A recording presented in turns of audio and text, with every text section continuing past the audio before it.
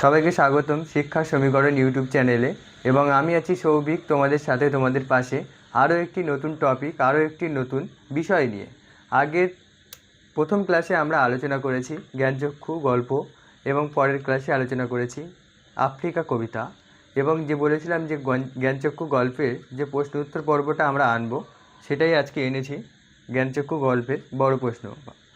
তো এই জ্ঞানচক্ষু গল্পের প্রশ্নোত্তরপালা যাওয়ার আগে জ্ঞানচক্ষু গল্পটা আমরা কিছু সংক্ষেপে, যতটা সংক্ষেপে হয় একটু বোঝার চেষ্টা করি, তাহলে বড় প্রশ্নগুলো সলভ করার জন্যে সুবিধা হবে, যাতে তোমরা নিজে থেকেও কোনো নোট বইয়ের সাহায্য ছাড়াও লিখতে পারো, তার জন্যেই।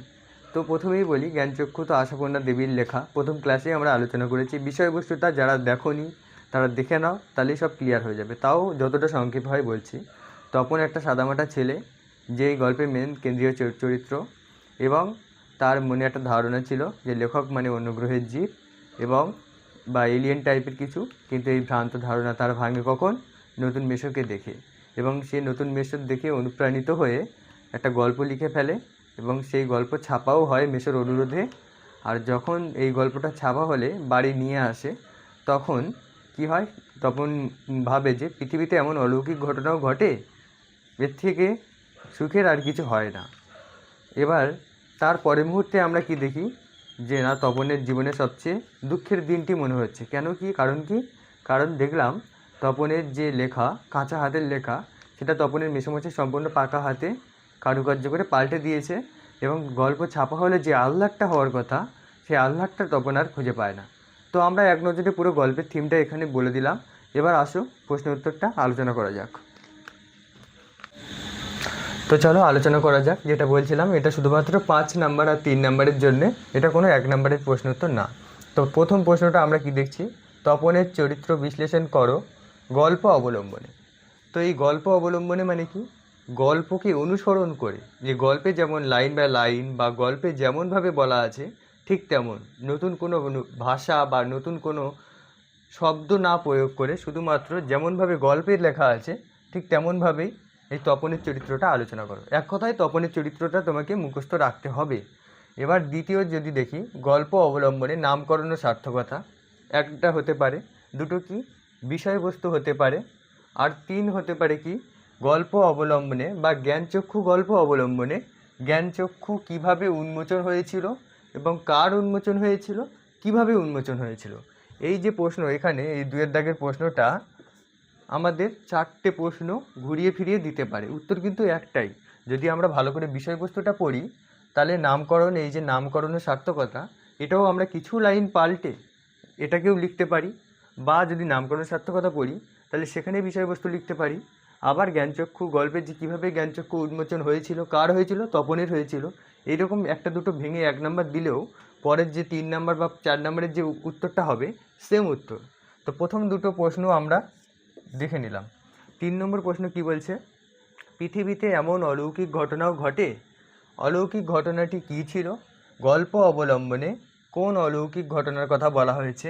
একে অলৌকিক বলার কারণ কি? বা এমনও আসতে পারে যে পৃথিবীতে এমন অলৌকিক ঘটনাও ঘটে, ঘটনাটি কিভাবে ঘটেছিল, কেন ঘটেছিল, বা অলৌকিক বলা হয়েছে কেন? প্রশ্ন একটু ঘুরিয়ে দিতেই পারে, সেটা আমাদের কোনো ঘাবড়ালে চলবে না। আমাদের একটাই মনে রাখতে হবে যে বইয়ের যে লাইনগুলো আছে, সেই লাইনটা আমরা ভালোভাবে দেখব। আর কি করব না, যত প্রশ্ন উত্তর আছে, বইগুলো আছে, প্রশ্ন বিচিত্রার থেকে শুরু করে টেস্ট পেপার, যে এই প্রশ্নটা ঠিক কতভাবে আসতে পারে। 3 রকমভাবে আসতে পারে, তোমাদেরকে এক্ষুনি বলে দিলাম। উত্তর কিন্তু একটাই, যে পৃথিবীতে অলৌকিক ঘটনাটা কি না, এই যে তপনের যে লেখাটা, সেটা সন্ধ্যাতারা পত্রিকায় ছাপা হয়েছে এবং সেটা হাতে করে নতুন মেসোমশাই নিয়ে এসছে। এটাই হলো পৃথিবীতে অলৌকিক ঘটনা ঘটেছে। তো আমরা কোথায় ছিলাম? তো 4 নম্বর প্রশ্নে ছিলাম আমরা, 3টে সলভ করেছি। এবার 4 নম্বর প্রশ্নটা আমরা দেখি কি বলছে, যে তার চেয়ে দুঃখের কিছু নেই, তার চেয়ে অপমানের কথা বলা হয়েছে। কোন অভিজ্ঞতার মধ্য দিয়ে বক্তা এই সিদ্ধান্তে পৌঁছায়? এবং অথবা প্রশ্ন আছে কি, তপনের মনে হয় আজ যেন তার জীবনের সবচেয়ে দুঃখের দিন। এই দুঃখের দিন কেন বলা হয়েছে, বা কোন অভিজ্ঞতার মধ্যে দিয়ে তপন এই সিদ্ধান্তে পৌঁছেছে? তপনের মনে হয়েছে যে তার যে লেখাটা ছাপা হয়েছে সেটা নিজের লেখা, কিন্তু সেটা আদতে নিজের লেখা ছিল না, তার মেসোমশাইয়ের লেখা ছাপানো হয়েছিল শুধু নিজের নাম দিয়ে। তো সেই জন্যই বলেছে তার চেয়ে দুঃখের কিছু নেই। আর তপনের মনে হয়েছে আজ যেন তার সব জীবনে তার সবচেয়ে দুঃখের দিন। আর একটা প্রশ্ন হয় যে এই গল্প ছাপা হলে যে আহ্লাদটা হওয়ার কথা, সে আহ্লাদটা তপন খুঁজে পায় না, কেন? নিজের লেখা পায়নি তাই। এর দ্বিতীয় দিকে আমরা 5 নম্বরটা, আজ যেন তার জীবনের সবচেয়ে সুখের দিন কিভাবে দুঃখে পরিণত হয়েছিল।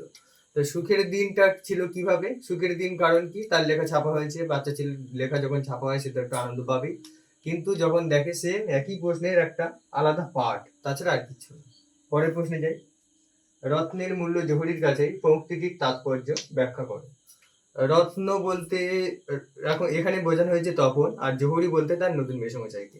তো রত্নের মূল্য যদি জহুরি বোঝে, তাহলে তপনের মূল্য কি বুঝবে? তার ছোট মেসমশাই, এটাকে বুঝতে হবে।